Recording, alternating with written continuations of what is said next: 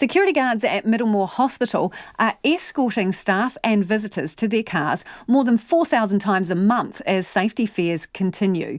The DHB says that's an 8-fold increase since March, when 2 nurses were attacked as they left work at 7 o'clock on a weekend morning. But some staff say they're still nervous and would like more to be done. Rowan Quinn reports. Intensive care nurse Deborah Isaac says safety is still very much front of mind for all of her colleagues. At night it's quite terrible because it's winter at the moment, so when we're walking down it's always looking around. Before it was never like that. The attacks were close to home. The victims were her colleagues finishing a shift in intensive care. She says at the end of a shift workmates get together now to see who's parked where so they can travel in groups. Security guards now patrol car parks, but some of the spaces are huge and in winter dark early in the evening. Even if you're working on night shift, coming to work at 6 it's already dark. So you get out of the car and you look for the security, and sometimes you think, oh my God, I'm alone. Meanwhile, he's helping somebody else. The county's Manukau DHB has increased the number of security guards working since March.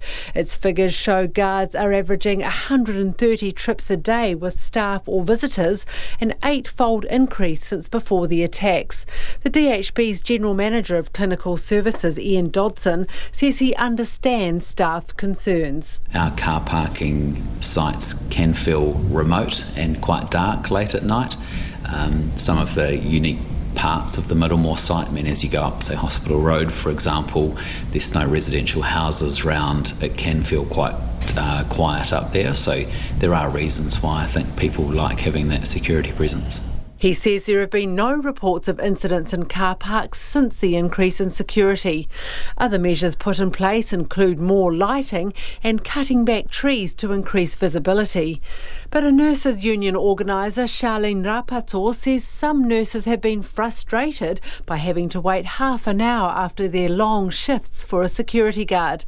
She says nurses and other hospital staff do vital work and have a right to be safe as they leave the building. It's a highly stressful, high intense work, and when you're leaving work at 7 o'clock in the morning, you're tired, you're exhausted, and you've got to make the trip to your car. And with the assaults that have happened recently, it doesn't bode well for confidence, so it does create anxiety. The DHB's Ian Dodson says there can be challenges for the security guards, especially at the end of a shift when many people leave at once.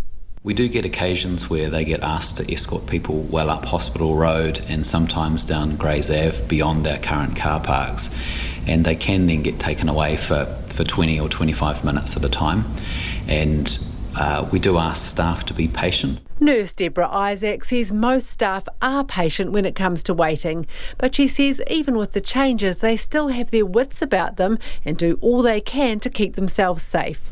We work 12 to 12-hour shifts, so it's 7 to 7:30. So what happens is when we want to leave to go home, we always go in 2 or 3s. Who's parked down? I'm coming with you, I'm walking with you.